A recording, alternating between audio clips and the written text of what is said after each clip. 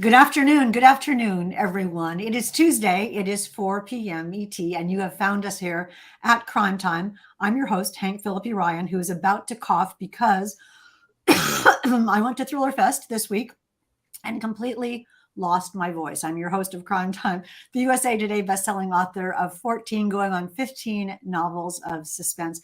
I am joined today by the fantastic Hannah Mary McKinnon, who hilariously is in the same boat. She and I both went to Thriller Fest and we both lost our voice. So you're going to have the two squeaky authors attempting to talk on Crime Time today. It's amazing, but I did not want to let her go without telling you all about The Revenge List, which is her brand new novel, which is an instant bestseller. And I am so proud of you, Hannah, and so thrilled. What did you think when you opened the paper or opened your email and saw that The Revenge List was an instant bestseller? I was thrilled, and thank you for having me back on A Mighty Blaze. And yes, squeaky voice authors unite, which apparently we are doing. It was tremendous. It was wonderful because there's always this sense of anticipation. I've made the bestseller list before with my books, and so there's always this expectation that I put on myself and this hope that I will make list again. And so when I saw that I had, it was tremendous, which immediately brought back down to earth, because I tell my kids and they go, "Oh, yeah, that's great. What's for lunch?" type thing. It is good to have a family. It just keeps you down. You're going to have to forgive us both in this interview because our voices are both pretty terrible. Squeaky Voices Author Unite, says Mighty Blaze.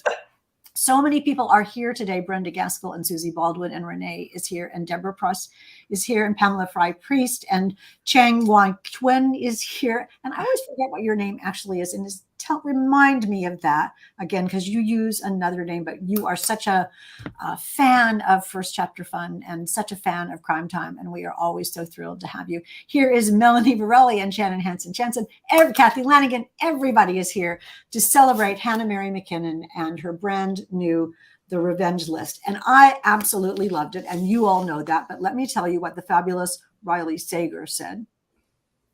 He said, "The Revenge List checks all the boxes of what a thriller should be.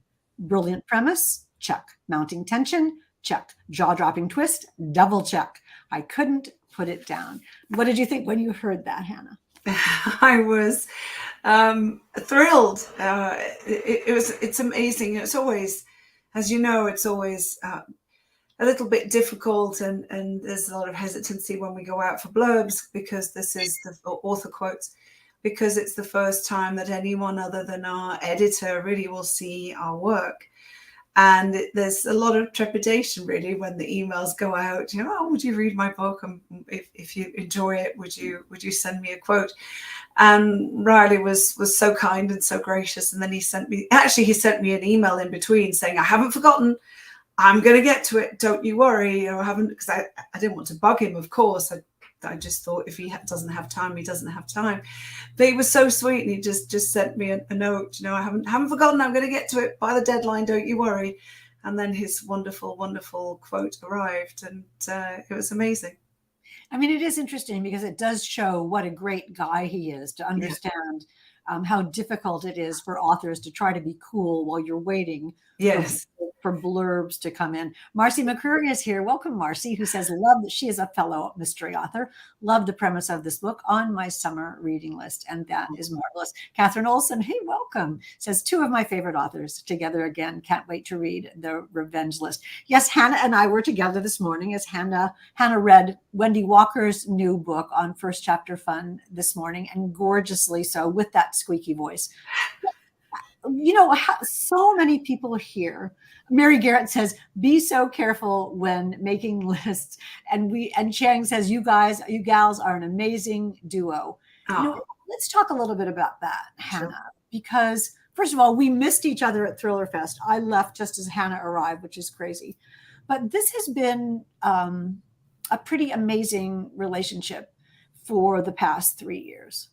It has, and a product of the pandemic, no less. We met very, very briefly at BoucherCon in Dallas in October 2019, before anybody knew what COVID was, or officially knew what COVID was at least. And before everything came to a grinding halt. And if the pandemic hadn't happened, First Chapter Fun wouldn't have happened, Crime Time may not have happened, and our friendship would look very different. So we've spent basically the last 3 years chatting online and via text and via email basically every day. Yeah.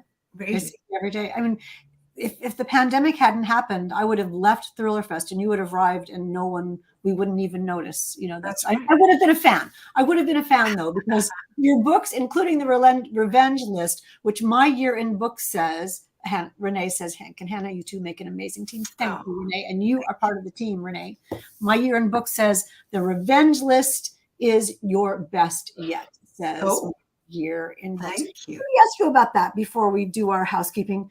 Do you raise the bar on yourself with every book? I mean, my year in books high says the Revenge List is your best yet, as I said. What do you think about that? That's a lovely thing to hear. And I try to do two things when I write. One really is three. One is to surprise the reader, well, maybe even more, but a few that spring to mind. One is to always surprise the reader. Two is to always write something different.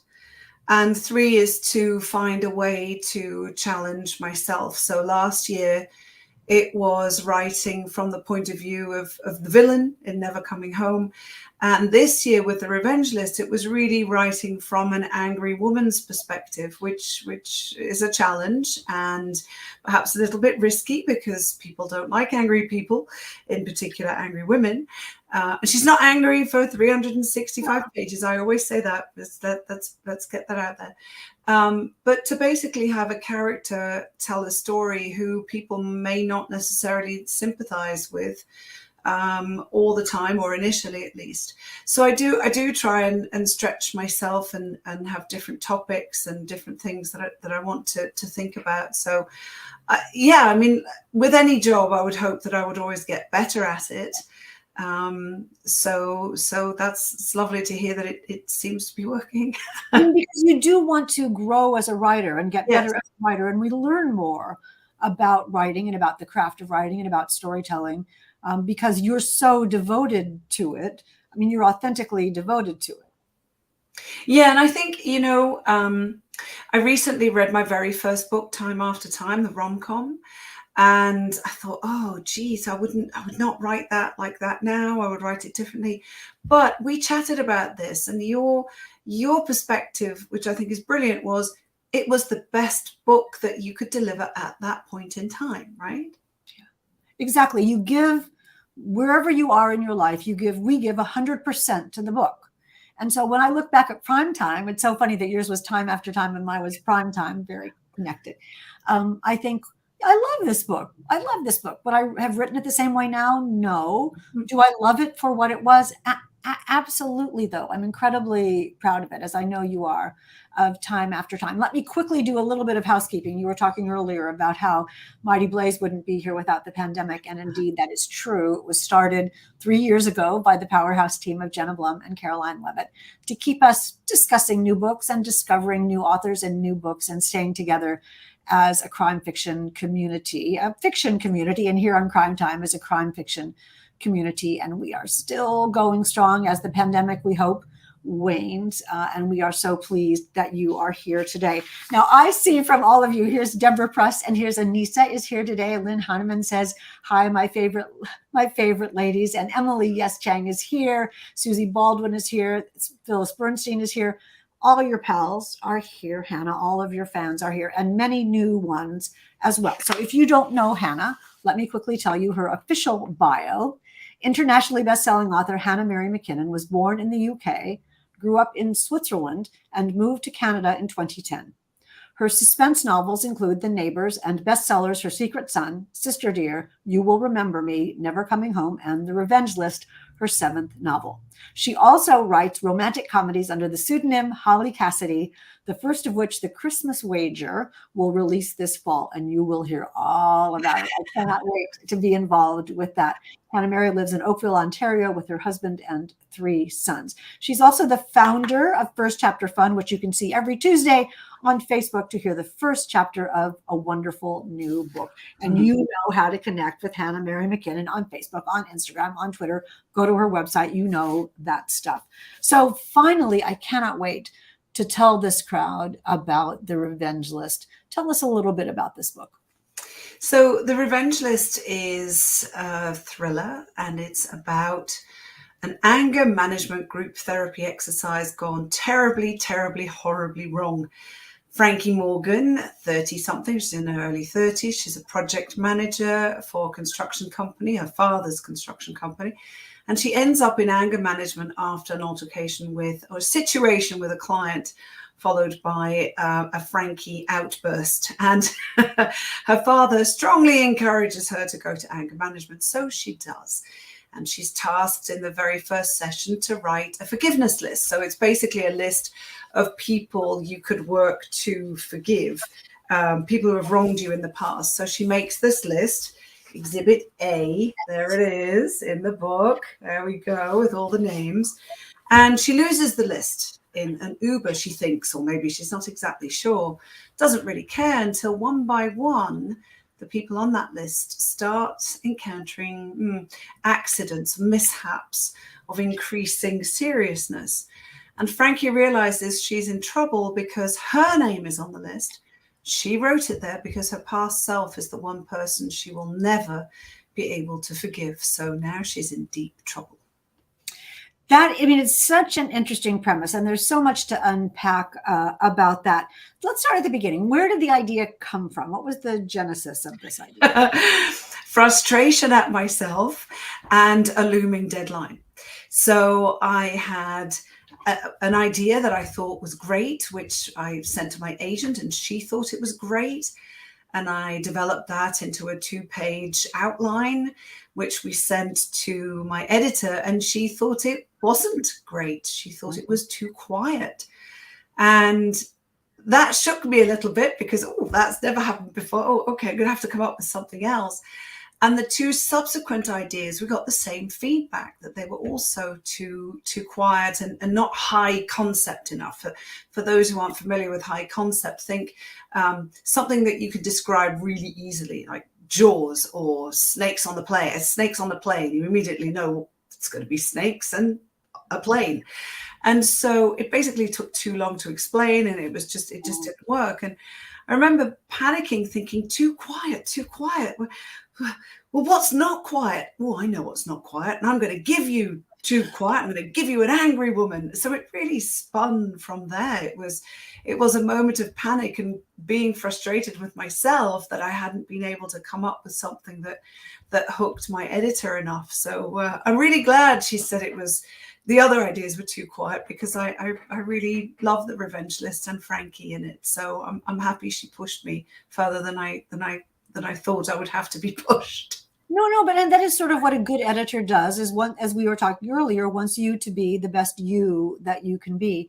You alluded a little bit earlier to writing about an angry person. Frankie, the character, is an angry person. And Diane in the comments, and don't forget to comment, because the fabulous Hannah, generous Hannah, is giving away a copy of the Revenge List to one lucky commenter. Not this one. I'm keeping my book, keeping my copy of this, but we will spin the wheel of fun at the end of the show. So leave a question, leave a comment. The more you enter, the more chances you have to win. You all know this. So many friends are here today. Emily and Pamela and Renee is here. You can't win, Renee, because you won in the last one, and that's marvelous. Phyllis is here. Kathleen says, TBR towering, I am drowning. That is, we know that is our goal. That is our goal. But Diane Dick in the comments earlier was saying, I love Frankie. And that must be music to your ears, Hannah, to have people say they love her. It is. It really is, because to me, she seemed very real. And I do this, and we talk about this a lot, about how we develop our characters and develop their backstory and who they are and how they have become the characters they are when we open the book in chapter 1. And I spent a lot of time thinking about her history, and as I was plotting it, writing down the names of her enemies, basically the people who are on not her revenge list. It's a forgiveness list that she actually writes, and someone else turns it into a revenge list. I was thinking about, well, what might they have done, and why is she so angry, and what is it about anger, or what is it about situations that make us not be able to let them go? And we've all heard the song, we all know what we should do, but why is it that we don't, and that we can't? And what happens to somebody who has been greatly influenced by things that have happened to them in the past, and then basically becomes angry and it escalates because she can't set it down, and people won't necessarily let her set it down either. So it was really interesting to explore and to write. But again, she's not angry for 360 pages. And that's a delicate, yeah, I mean, it was a delicate balance for you, because as Diane and everybody and you should come back and read the comments when you have a moment, because everybody is loving Frankie. And you should know that when I look over here, I am looking at the comments. Everybody is saying how much they love her because we relate. And when you were saying everybody knows the song, I thought, the Revengeless song? Let it go. And also Shake It Off. I mean, Taylor Swift tells us the same thing as well. And sometimes you just can't do that. And we can all relate to that. Did you do research, or did it come from the heart, or a little bit of each into anger? So funnily enough, and this was a complete coincidence, I signed up for a course after I'd plotted the book. So the plot was done. I started to write it. And I signed up for a course about criminal minds, psychopathic minds. And there was a module in that course about anger, weirdly, coincidentally, serendipitous, really. And I learned a lot. It wasn't a huge module, but it was really fascinating and I asked myself questions as I was working through this module about situations that I've been in and where I've been angry or whatever, and also learning that anger is indeed a completely normal and at times healthy emotion. Really, it's how we handle it and what we do with it that can be problematic, but it's just as valid as happiness or love or envy or whatever you want it to be. But so many, and I've said this to my kids as well, oh, don't get angry, as if we all have a button we can push and just go, whoop, I'm not angry anymore. It doesn't work like that. So that the point of the course, or that module of the course, was really to explore how that affects people who commit crimes, where anger can be the cause or the trigger really for whatever it is that they do. And the general message was, if we could all from a young age learn and be taught how to handle our anger, society as a whole would benefit greatly from that. And I'd never asked myself that question. Yes, that's really fascinating, because you can see that if you face it and think about it and diffuse it, it wouldn't build up the way it does, and it wouldn't build up the way it does for Frankie. So how did you take that knowledge and that information that you learned in that course and weave it into the book? So I wanted to show that anger in certain situations for Frankie is actually helpful, that she can use it, and that there's one section where I can't go into too many details, but where she escapes a situation because she channels the anger and uses the anger to get away. So that was really interesting to have that evolution where she's basically not happy with herself. That's the thing. She knows she's an angry person and she's not happy with it. And she says at the beginning, it's often why she keeps her own company, so that she doesn't, alienate anybody else. It's just easier just to be alone. Whereas at the end, well, I can't say what there is at the end, but she goes through a journey. She goes on a journey where she does face her anger and realizes that, well, it's not always good. Sometimes it can be. I mean, it's interesting because one of the ways that you allow us to understand Frankie's personality and her backstory is by this list that you showed at the beginning of her revenge list, because every element, every entry in it indicates to us a passage in Frankie's life, something that happened to her that was formative. And it's such a little, list of the dramatis personae in the book, but also gives us guideposts along the way of, oh, here's the guy who did this, or here's the woman who did this. And I love that. Who, how, in what, you can answer any, I'm going to ask a question here. I know I am. did you know who the people were first, or did the story develop and then you said, oh, I needed this kind of person, I need this kind of person, I need this kind of person? How did that unfold? When I sat down to plot the book, I knew that there would be a certain amount of people. I wasn't sure how many there would be, but I think I planned to have 10, and there are actually 11 on the list. But I thought, okay, I've got 10 people. What are their names? What might they have done? And I used that list then, the actual list that ended up being in the book, to help me as I was writing, so I could remember, oh yeah, you know, Tyler is the one who did this, and so I didn't forget, or I didn't confuse them. So as I plotted, the names came along, and then the situations, things that they'd done, and they changed very little, actually. I don't think they really changed at all. One person was a work colleague. I just knew, you know, stuff happened at work, I think was round about the general idea that I had, and then I deepened that, of course. But it was all part of the plotting process before I began to write. Jenna Blum has joined us, one of the founders of The Blaze. Says, I love seeing these two powerhouses together.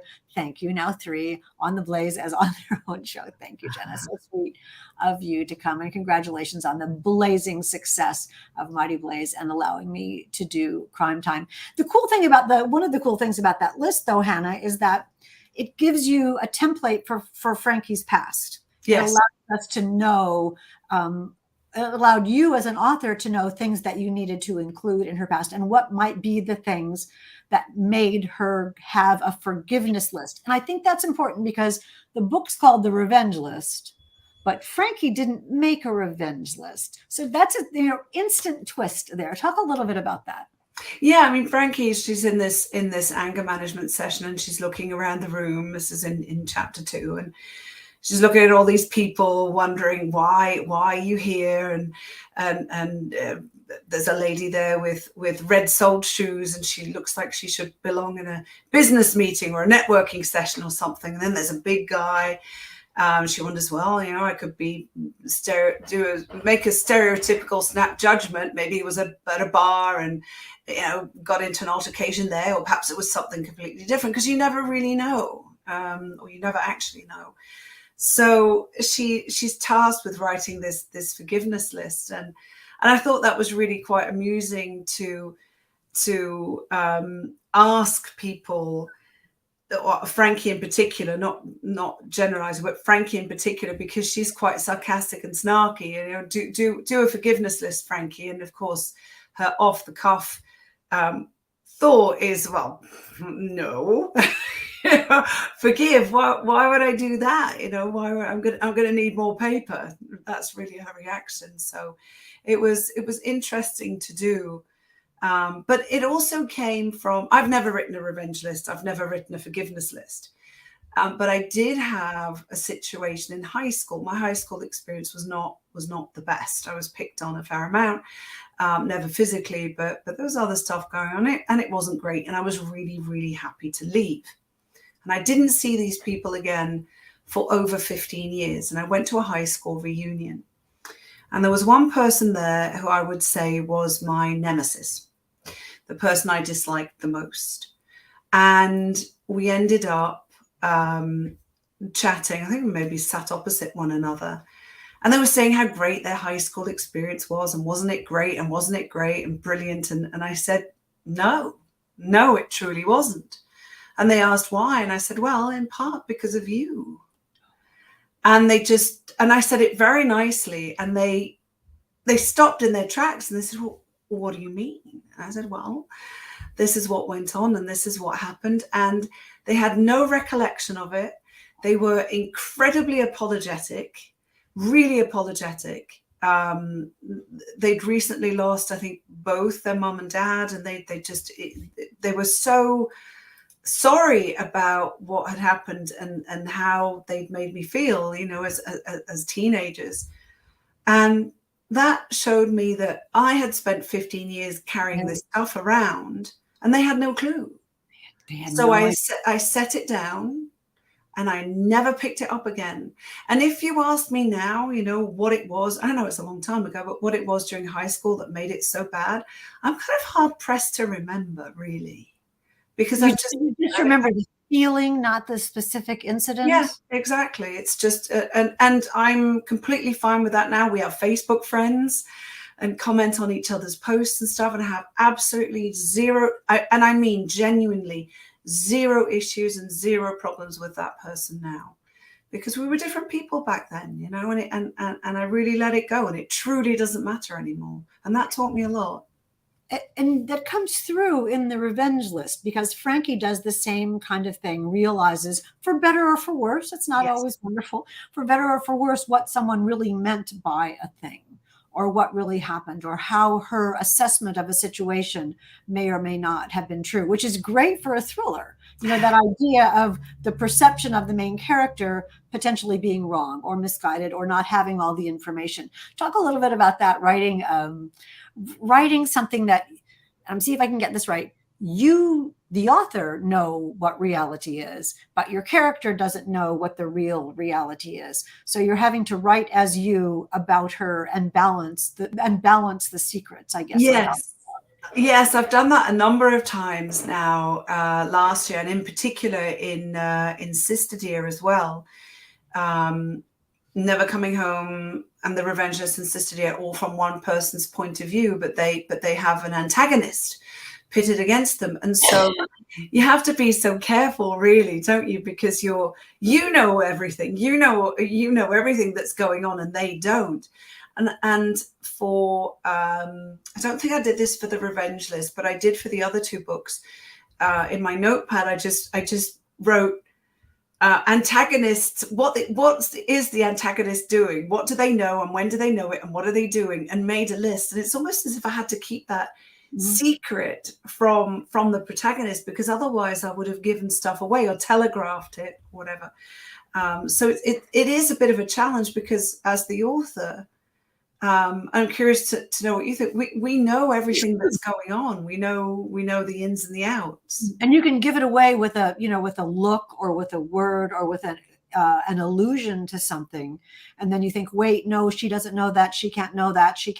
We can't allow her to say that. She can't think that. I mean, that's the juggle of the omniscient knowledge of the author versus the specific knowledge of the character. But it's kind of the fun part, isn't it? That puzzle. Yes, the puzzle and keeping things back and then slotting them into place, hopefully giving enough red herrings that people don't spot the stuff that's real, but also enough that they're blindsided. So it's a delicate balance. And then it depends on the reader's experience. I mean, we can't, we can only do so much, and then it's out of our hands. And allow them to have the fun of reading it. So you were talking about that the list falls into some wrong hands, and that escalating disasters happen to all the people on the list. And it's really fun to read that, the sort of like the roller coaster goes higher and higher, and your eyes get wider and wider, because we've seen the list from page 1, and we know what might happen. And so that's sort of the plot of the book, which is terrific. But what's also terrific is this book is about relationships as well, Frankie's relationships with the people in her life. Tell a little bit about which relationships are the most important to you as an author, and why that was pivotal in Frankie's life. So for Frankie, it's really, there's a lot about family. So her dad, she has a very complicated relationship with her dad, part love, part hate, part resentment, I guess. Her mother, this isn't a spoiler, her mother died in a hit and run when she was 14. So there's a lot of guilt that she harbors towards herself because of that too. And then other things have happened subsequently in her life. She has a younger brother, Rico, who she's fiercely protective of, and who keeps her in check as well. He's very calm, she's not. She flies off the handle, so she's a good antidote, or he's a good antidote to her. So those relationships are really, really important. And of course, her boss is also her dad, and she works in construction, and that was quite a deliberate choice, because I wanted to put her in an environment where she wouldn't necessarily have many female allies. And construction, whether we like it or not, is still a male-dominated environment and can be very, very difficult for women to work in. So that was deliberate. I mean, it's kind of brilliant because you're putting her in a situation where she has a hair trigger temper, and there are going to be sort of bullies and big guys who think they don't know what the little lady is doing. You know, the little lady doesn't know what she's doing. And not everyone, obviously, but that milieu is going to be a place where she's going to have to, you know, gather all of her strength and courage to handle that anyway. Yes. Let alone, and then it's her family business, so she can't be the one who ruins her family business. So there are lots of stakes at risk here. Yes, that's right. Exactly. So she wants to do right by her dad. She wants to do well for the company, but she has this temper, and she's in an environment that isn't always easy.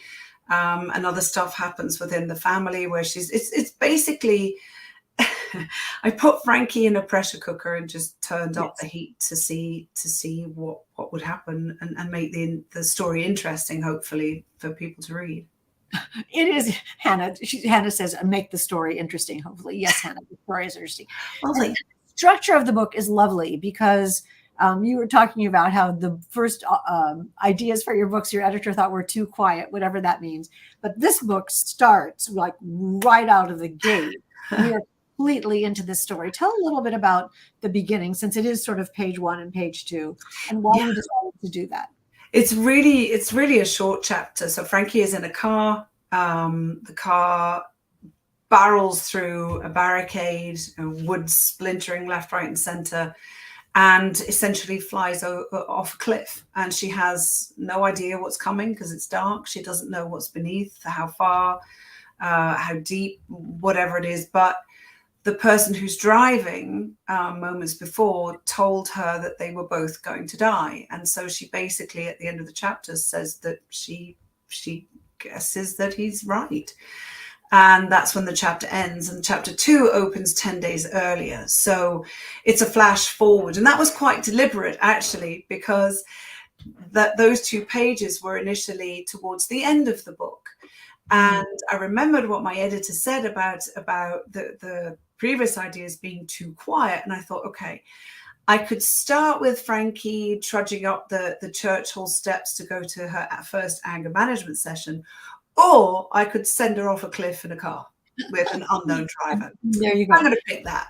And I think it's so brilliant because visually what the reader gets is you see the car going off the cliff in your mind's eye. You see the car going off the cliff and sort of in midair. Yes. Like what's going to happen. And then you turn the page and it says 10 days before. Yes. So throughout the book, because of that prologue, throughout the book is this ticking clock of how many days, what's going to happen, because we know something that the character doesn't know. And that is, I mean, that's the essence of propulsive in a novel. Yes, I guess I love that when that happens, because you know, and you're anticipating that at some point you're going to get to the situation that you started the book with. And it's such a, okay, so, no, and trying to guess, well, who's in the car and what are they doing and why, what happened. Exactly. And I love that structure. I really do. Because we know a little bit now, and we're reading the book through. Is this for the person in the car? Is this the person in the car? Is this the person in the car? Two comments I don't want you to miss. Marcy McCreary, hilariously, she's a fellow mystery author who you will love when you meet her, and I know you will someday. Marcy says that's a true cliffhanger. And, I never thought about it that way, Marcy, but that is absolutely true. And Kathy Lanigan had a good line also, which I missed when it came up, but I know whatever Kathy said, there it is. That scene grabs you right. Thank you. Thank you, Margaret, in the back room. You're wonderful. That scene, Margaret at backstage is the one that's making all these banners come up. She's amazing. And she is just on point with everything. Says it grabs you from the beginning. It does. And when you saw how well that dovetailed, what is it like for a writer to sort of irrevocably know, as you must have right then, that you had a good idea? Before I started plotting it? No, I mean, when you see... Or with moving the chapter forward? Moving the chapter forward, when it clicks into place. It's a really great feeling, because I remember writing it, and the first draft was certainly not my best work. So obviously I rewrote the scene out of the first chapter a number of times and worked on it. I just remember thinking, okay, this is something I would read. This is something where I would want to turn the page and find out what happens next. Yes. And then realize I'm not going to find out exactly now what happens next. I'm going to have to wait or speed through the book as fast as I possibly can. So I was really pleased, and I was really pleased that my editor liked it too, that she didn't say it was too quiet of a beginning. I mean, it's interesting too, because it's a standalone. So yes. We're talking about The Revenge List by Hannah Mary McKinnon. It's a standalone, so the readers also know that anything could happen. Yes, yes, exactly. Frankie is not necessarily going to live through that accident. Mm-hmm. So that's another level of stakes. Before we take some questions, I don't want to let this go by without saying how Frankie's voice is just wonderful. She's hilarious and she's snarky and she's funny. She's in that anger management meeting thinking about stabbing herself in the eye with coffee stirrer sticks. I burst out laughing at that and throughout. Talk a little bit about how you gave her that wonderful personality. Oh, thank you. That's lovely, lovely praise. It was really important for me to have her as a rounded character. She couldn't just be one-dimensional. And I really enjoy writing humor, and I love writing dialogue. And the pockets of humor also give a bit of relief to her anger and the whole thriller situation and the suspense. And I just remember thinking, okay, so she's tough and rough and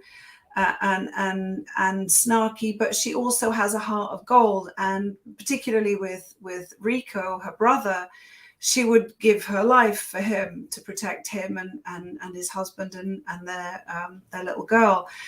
But she's still snarky with him, as only siblings can be, So writing their scenes where they bounce off one another was really fun. And her inner voice, I just loved her sarcasm. I have 3 boys, and all of them are sarcastic. So I guess I got some practice there as well. That helped too. And I am too, apples, trees and all that. Yes.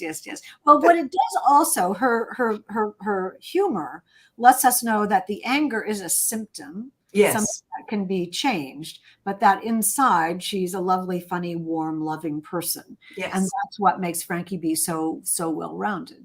Yes, exactly. Her anger is one aspect of her personality, but it is not everything. Yes, exactly. So the questions are pouring in. Sharon Bishop says Frankie wasn't angry, she was steaming. Renee says, I'd love to hear more about Frankie in another book. Diane Dick says Frankie seems so real.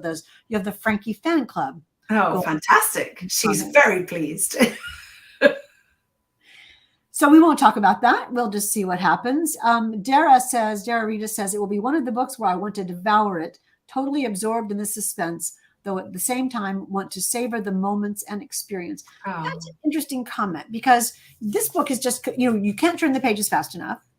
And Dara has a good point, because you do want to take a moment as you're reading this book to see how good a writer Hannah is, how everything meshes together, how everything is there for a reason. Every little thing might be something. It's so intentional, your books. How do you know when you're done? I think I know when I'm done, when I've read through the entire manuscript, probably the last 2 times, and made only very small changes. That's when, and more so so with the humor, if I'm still laughing the 10th time that I'm reading the manuscript, then I know that for the people who enjoy my sense of humor, hopefully, they should enjoy this too, because if I'm laughing after 10 times, hopefully they will be laughing the first time they read it. And I don't, it's difficult to describe. I get this sense of fulfillment that, okay, I know it's going to my editor, and I know that there will be rounds of edits, but right now, this is the best I can produce. And I don't think I can write without help from my editor. I don't think I can improve on this manuscript. And that hasn't always happened. I mean, with You Will Remember Me, when I sent that in to my editor, I sent it with an apologetic note saying, I know it has issues. I know there are problems, but I need help because I know that some of it is great and some of it is good and some of it is terrible. And I need help smoothing that out. And that's what editors do. But with the last couple of manuscripts, that thankfully hasn't happened. And I felt this sense of accomplishment that, okay, I'm actually delivering something that I believe in and that I like, you know, because we have to like our own work. Do you feel like that too? Do you get that? Yes. I mean, first of all, that is just the tenderest, loveliest thing I've ever heard. And it comes through, that passion and that joy comes through in The Revenge List, certainly so, which you should all run out and get. Not right now, as we say on First After Fun, but as soon as the show is over. In answer to your question quickly, I think I know that I'm finished when I'm reading through it on another, you know, the edit pass and edit pass and edit pass and edit pass. And knock on wood, but every time so far, there comes a point in that rereading where I forget that I wrote it. And I'm just reading the story. Yes. And I'm thinking, oh, I wonder what's going to happen. And I think, wait, I wrote that. Yeah, I know what's coming. Know every word of what's going to happen, but I forget. I'm just reading the story, and that's why sort of tears come to my eyes, and I think, oh, I'm done. Oh, I'm done. And yes. I mean, and we're never done. You know, then the editor gets it, as you say, and she says, "Oh, it's a wonderful story about redemption," and I think, yeah. Totally. But that's the joy, because we know that when we send something to the editor, that by the time we have their comments and we've worked through them and we've reworked the manuscript a few times, that'll be even better than before. So what's not to love? It's I love that process as well. And I know that the book will come out being better than it was when it went in. And I tell my editor is named Kristen, and I always say to her, I can't wait for you to Christianize this book. She does it indeed. Oh my golly, you all, we have taken way too much time, although I have adored talking to you. Kathleen, welcome, says, great question. Did you find yourself angry as you channeled Frankie? Oh, good question. That's a really good question. Yeah, I think I should probably ask my family that, was I angry as I was writing The Revenge List? Quite possibly so, because I researched how women in particular are perceived, or angry women are perceived. And it was interesting and frustrating, and yet not surprising, to see that men and women, and of course there are also then differences in terms of race and such too. So I have to be careful not to generalize. But on the whole, women who are angry are perceived as emotional, hysterical, or God forbid, on their period. That's a nice classic one. Whereas men are manly and assertive and strong, and I don't mean angry as in punching stuff, I mean verbally angry. So, and this was women in business in particular, and that was really frustrating, because I've seen that. Used to work corporate before. I've seen and had that happen. Where someone will say, "Oh, just calm down. You're getting emotional." Oh. The idea, I don't understand. I don't know how to explain the unpleasantness of having someone tell me to calm down.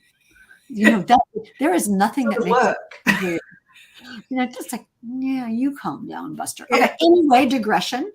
Not that I'm angry about it, but it is a very patronizing. I know Mighty Blaze says, calm down, don't get emotional. Quickest way, get me riled. Yes. Absolutely. We're all in it together, you all. Definitely. So do we have another question? You're in books. Welcome. Do your suspense and rom-coms take the same length of time to write? Wonderful segue into your rom-coms. That's a great question. So the rom-com that's publishing in September, The Christmas Wager, that's my first Holly Cassidy book, took about the same. No, it was a little bit faster to write, because I had a deadline, had a looming deadline. I had a deadline, and then I shortened that deadline myself, because I had a book coming out and whatnot. So that was written very quickly, but then the editing process was a little bit longer. And I think that was because it's the first time I've written a rom-com in a long time. And there were a couple of they weren't thriller elements, but they were leaning a little bit perhaps towards the suspense. They said, "Oh no, you can't do that. You can't write that. It's too scary." I thought, that's scary, really? So that was interesting. But otherwise, it's about the same. And tell us, Holly Cassidy, you said my Holly Cassidy book. Holly Cassidy is not the main character of the book. No. Cassidy is you. Yes, Holly Cassidy is my pen name. We wanted to have two very distinct names so people don't pick up a Hannah Mary McKinnon book with a cute cover and nobody dies and they start wondering what on earth is going on. So the Christmas Wager is a Holly Cassidy book, and so as in written by Holly Cassidy, and Holly Cassidy is me. So it's the same author photo. Yeah. And Margaret is all about that her name is Holly. I love the name Holly. I think that's it. And it was a combination. So initially, when we were thinking about a pen name, I hoped to keep the initials HMM, and I think I floated Holly May Morgan or something. HMM, Hannah Mary McKinnon. And then we decided, no, we'd like to have just two names, not with a middle one. And we kept Holly. And my publisher suggested Cassidy, which delightfully means curly head. And HC is Happy Christmas. And it's a Christmas rom-com. So I thought it was perfect. Meant to be. Totally meant to be. One more question, maybe two. Do we have another one? I know there were people coming through many questions. Do you have an image of an ideal reader in your head during or after writing a book? An ideal reader? Oh, as I'm writing the book, not really. I mean, I if I start thinking about, who is going to read this, or who is going to, and will they like it, then I'm going to start thinking more about them and their expectations rather than my own. So I tend not to do that really, because I think it would maybe when I'm editing a little bit, I'm just thinking, would I write something in there where something really bad happens to a pet or something, or I don't know, something really dark. If it's too dark for me, it's probably too dark for my readers, so I wouldn't write it anyway. Exactly. I think that we have our readers in mind, which is us. We write something that we'd love to read. Yes, that's a nice way to put it. Yes, exactly. Exactly. So, and our last question, Emily is asking, how do you ladies keep track of how your stories are going? Do you keep a chart? Do you use Scrivener? Do you just keep it in your head? How do you know? So I plot them heavily. So I'll the one for next year, actually, I think my longest plot ever was outline is almost 40 pages or something ridiculous. But that's also because it has news articles and blog posts and radio interview transcripts. So I had to be quite specific as to where I was going to drop those in. So I would largely use the outline to track and make little scribbles on it by hand if I'm moving things around. But I don't use Scrivener, I just use Word. How about you? Yeah, I just use Word. I everybody who uses Scrivener loves it, but I sort of think I don't have time to learn a new thing. It's fine. I keep track of my scenes after I write the scene. I write it on a yellow pad, so I know what day it is, what time it is. So my days aren't 40 hours long, so people don't get hungry. Those kind. Then I know whether it's dark or light, that kind of thing. But I do that. We'll have a whole nother conversation about plotting and fancying, but I just do it as I go. So I have to keep track of where I am in the story. Here's a thing I started doing, which might help actually. When I start the last couple of books, every chapter I would put in the day.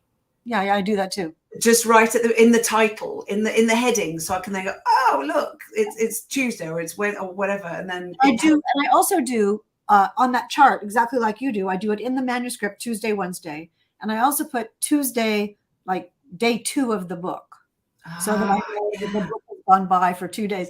That way, when somebody says, was it only last week that Sally was killed? I'm like, I don't know. Was it last week? I've got to go back and count the days. So I keep track of how many days have gone by in the book. Smart. Because it's real life. And, those kinds of things can really pull the rug out from under you at some point. I mean, you get to the point where somebody needs to go to the post office and it's Sunday, which can be great as a plot point, or it can be, it can be a disaster. So little known facts about keeping track of 100,000 words and 15 people's lives in our fictional brains, but that is all good. We have taken way too much time.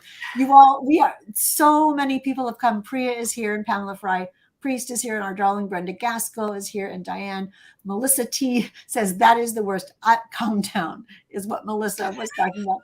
We're all in agreement about this. Priya is here. Priya says maybe Frankie can appear in a Holly Cassidy book. Priya's imagination is like, wouldn't that would be pretty funny.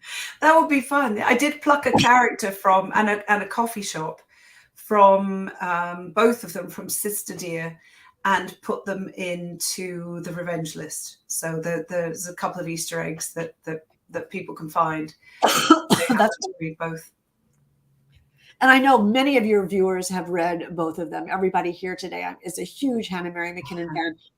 Several new people. So that is absolutely marvelous. So 2 things. 1, we're going to spin the wheel of fun and see who wins. 2nd, if you don't win, well, I'll tell you about that on the other side. Let's spin the wheel of fun and see who wins.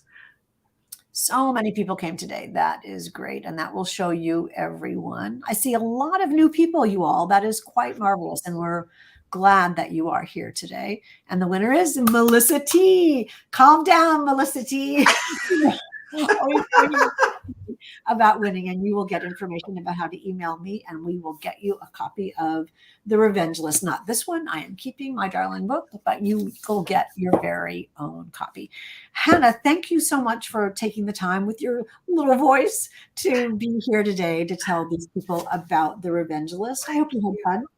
Thank you. As always, a pleasure. You know that, my friend. It is. I am honored to know you and delighted to read your book, and cannot wait for the next one. I can't wait for yours. Gimme. Oh, I know. Coming your way soon. I mean, the box just arrived. Oh.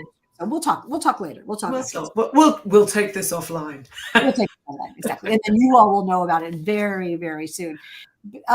Margaret says a big thank you to our Crime Time guest, Hannah Mary McKinnon, with many, many flyers and many, many books. And that is marvelous. We feel the same way.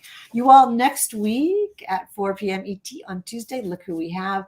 The amazing Megan Abbott with her brand new book, Beware the Woman. I am starting this tomorrow, and I cannot wait to talk to you about it soon to be. Is it a major motion picture or is it a Netflix series? Something fantastic. Everybody is saying thank you. Everybody is saying keep them coming. We are delighted that you are all here today. We love it so much when you come to Crime Time every Tuesday at 4 p.m. right here on Facebook. So until next Tuesday, remember, it is always safe inside a book, and we will see you next time. Love you.